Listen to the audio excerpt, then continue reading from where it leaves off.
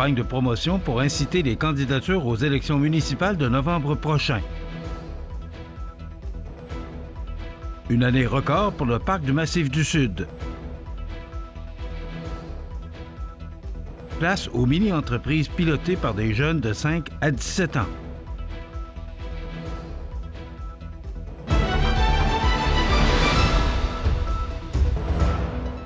Lundi 5 mai 2025. Bonjour mesdames et messieurs, bienvenue à votre bulletin régional sur le réseau de télévision CMA-TV et bon début de semaine. En vue des élections municipales de 2025, l'Union des municipalités du Québec, l'UMQ, lance une nouvelle campagne de communication intitulée « On a besoin de tes lumières ». Cette initiative vise à valoriser la démocratie municipale et à inciter davantage de citoyennes et de citoyens à poser leur candidature pour siéger au sein du conseil municipal. La campagne mise sur un message clair, soit celui de la richesse des conseils municipaux, qui repose sur la diversité des parcours et des expériences. Selon l'UMQ, une représentation variée est essentielle pour relever les défis d'aujourd'hui et de demain. Le président de l'UMQ et maire de Varennes, Martin Danfous, souligne que chaque personne élue, par son vécu et son engagement, peut avoir un impact concret dans sa communauté. Il affirme que les conseils municipaux doivent refléter les différentes réalités de la population afin de mieux répondre aux enjeux locaux. La campagne rappelle également le rôle crucial des élus municipaux dans l'amélioration de la qualité de vie des citoyens.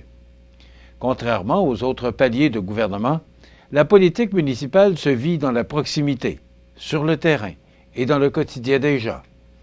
C'est ce lien humain et direct qui donne tout son sens à l'engagement local.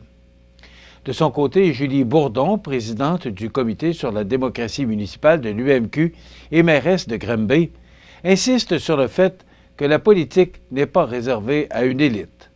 On entend souvent dire que la politique, ce n'est pas pour soi, mais contribuer à transformer sa communauté, travailler pour les prochaines générations et faire vivre notre démocratie, ce sont là de puissantes raisons de se lancer en politique municipale, affirme-t-elle avec conviction. L'Union des municipalités du Québec invite donc les Québécoises et Québécois de toute origine et de tous horizons à faire entendre leur voix et à faire partie du changement.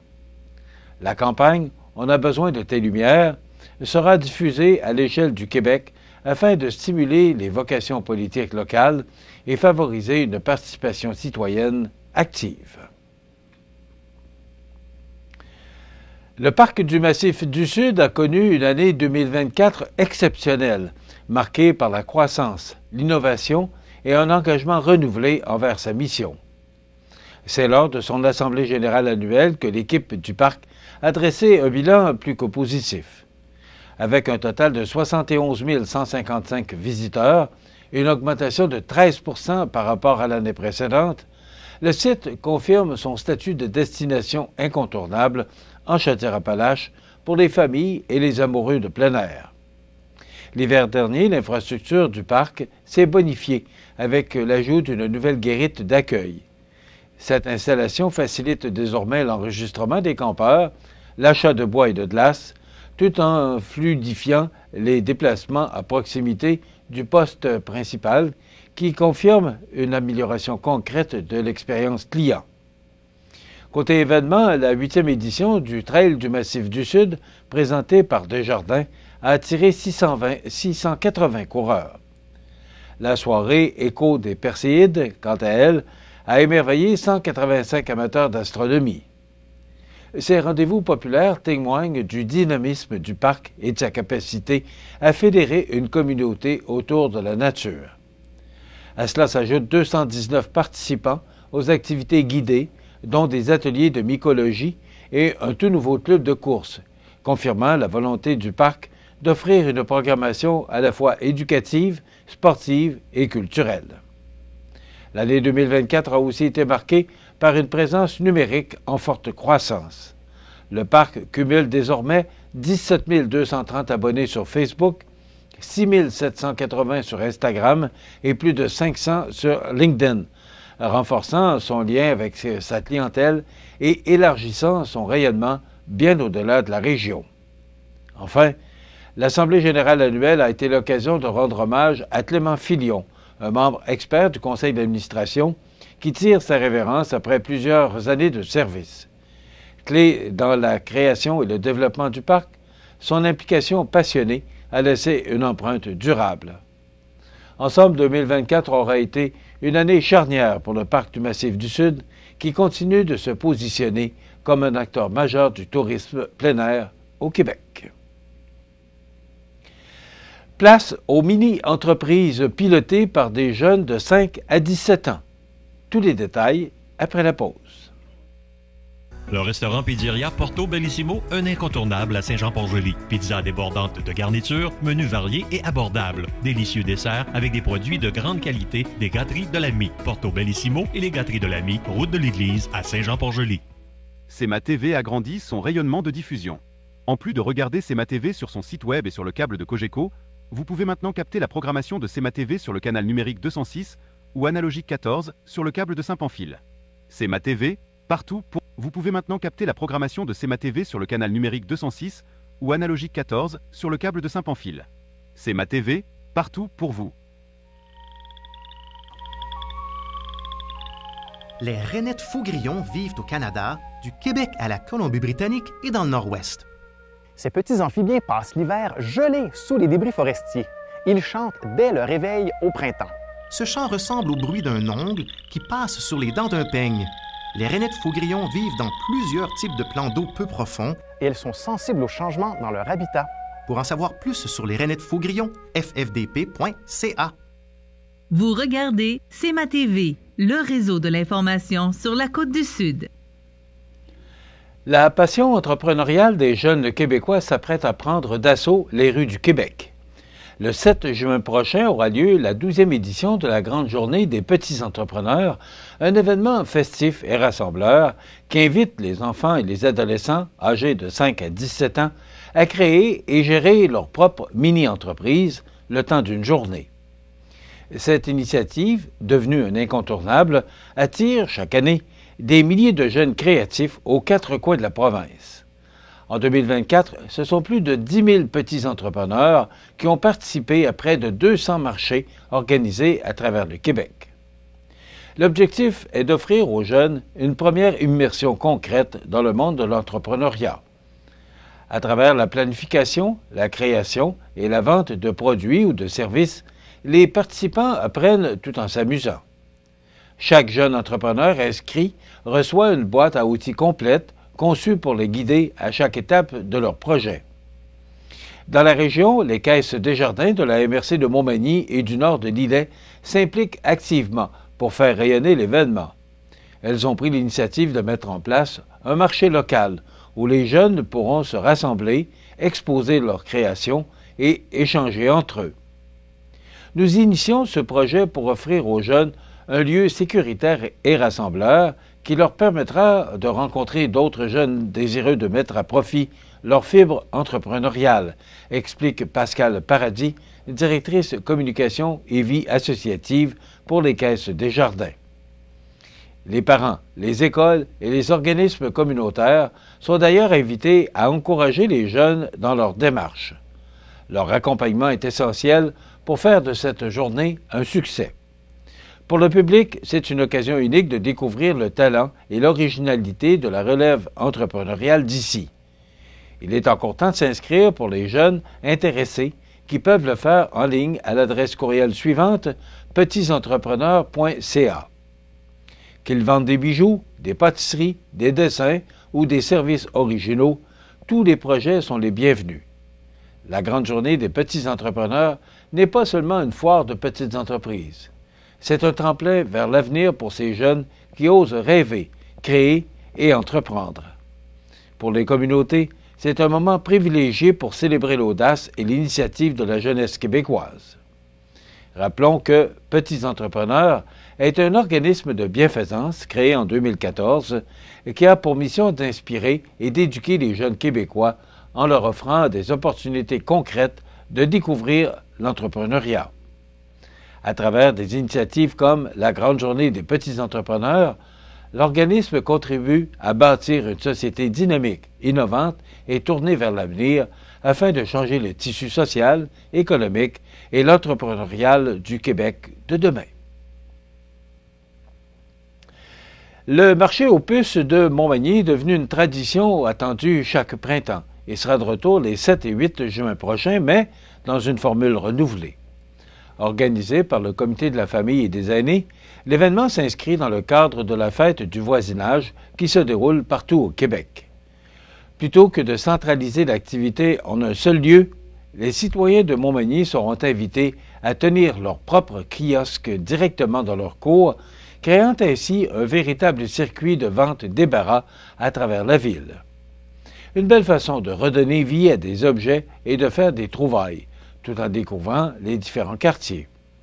Pour participer, il suffit de s'inscrire gratuitement avant le 16 mai en visitant le site web ville.montmagny.qc.ca/puce.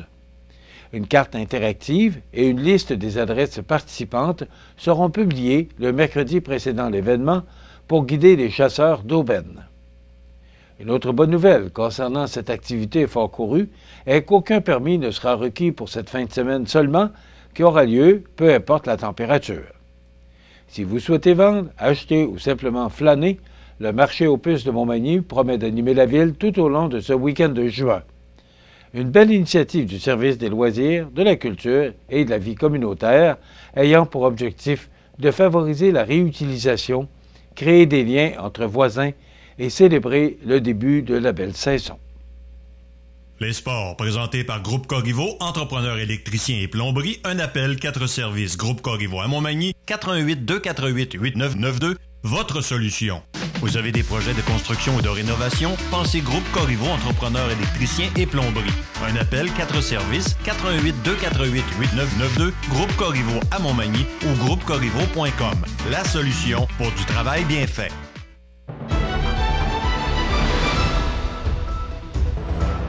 Au sport, l'Alliance Sport-Études célébrait la semaine dernière ses 40 ans d'existence lors d'un événement marquant à Montréal et 4 étudiants athlètes de la région de Chaudière-Appalaches y ont brillé particulièrement. L'Alliance, qui soutient plus de 1700 jeunes à travers le Québec, a remis 70 bourses nationales de 2000 $ chacune à des athlètes qui se démarquent par leur persévérance et leur excellence scolaire. Parmi les récipiendaires, on retrouve Mia Tremblay de Lévis, joueuse de basket-ball en fauteuil roulant au cégep Garneau, Stéphanie Dubois-Lemieux de Saint-Georges, spécialiste en athlétisme au cégep Beauce-Appalaches, Amy Bronsard de Saint-Antoine-de-Tilly, patineuse artistique au collège Jean de Brébeuf, et Océane Lambert de Saint-Joseph-de-Beauce, joueuse de baseball pour le cégep de Trois-Rivières. Toutes ont salué le soutien essentiel de l'Alliance qui leur permet de poursuivre leurs études tout en pratiquant leur sport à un haut niveau. Cette soirée anniversaire, tenue au Salon Richemont, a réuni près de 300 invités, dont plusieurs anciens membres inspirants comme Rosaline Filion, Benoît Huot et Maxime Dufour-Lapointe, qui ont tous témoigné de l'impact de l'Alliance dans leur parcours. Le programme est soutenu par des partenaires de premier plan, dont la Fondation Desjardins, RDS, la Ligue de hockey junior majeur du Québec et plusieurs établissements d'enseignement. L'Alliance entend bien poursuivre sa mission en misant sur un accompagnement personnalisé et des initiatives en santé mentale afin d'aider une relève ambitieuse à conjuguer réussite scolaire et rêves sportifs. Aussi, victoire des Jets de Winnipeg hier qui ont éliminé les Blues de Saint-Louis en deuxième période de prolongation et même vers la fin de la deuxième période de prolongation. Donc, les Jets de Winnipeg qui passent au deuxième niveau des séries de la Coupe Stanley. Voilà ce qui complète votre bulletin d'actualité pour aujourd'hui. Dans un moment, les prévisions de la météo. Voilà, c'est tout pour l'instant. Bonne journée et bon début de semaine, mesdames et messieurs. Pour joindre la salle de nouvelles de CMA-TV, nouvelles au pluriel @cmatv.ca ou encore 418-281-1313, poste 226. Les prévisions de la météo. Une présentation de Promutuelle Côte-Sud. Toujours à l'écoute de vos besoins.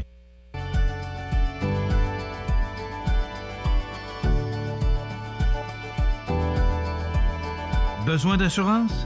Promutuelle Assurance. 88 248 7940. La la la la la la la.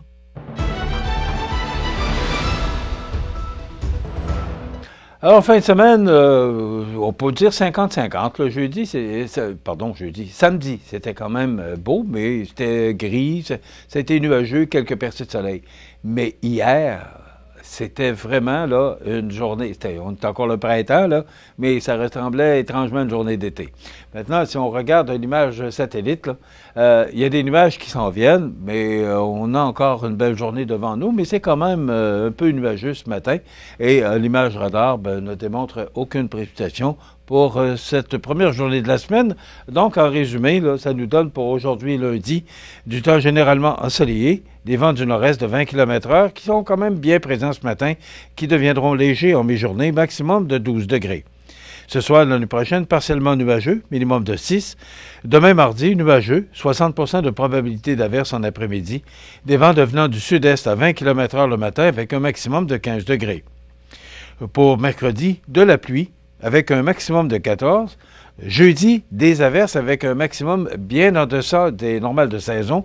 On parle de 6 degrés comme maximum pour jeudi. Vendredi, ça demeure nuageux avec un maximum de 10 degrés. Les normales de saison essentielles d'année sont de 14 le jour, 2 la nuit. Le soleil s'est levé à 5h21, heure avancée de l'Est, et il se couchera à 19h58. Il fait actuellement 7 degrés à l'extérieur des studios de CMA-TV. Les vents soufflent de direction nord-est à 13 km/h. L'humidité est à 53 % et la pression barométrique est à 103,0 kPa. Voilà, une belle journée. Ça demeure frais en raison des vents du nord-est et la pluie qui va nous arriver vers la fin de la journée demain, mais pour mercredi, jeudi et vendredi, ce sera beaucoup plus frais. Maintenant, pour le menu de cette émission du lundi 5 mai, on vous propose dans un moment la rencontre avec Nicole Robert de la Chambre de commerce et son président, Jean-François Ritt, qui seront avec nous.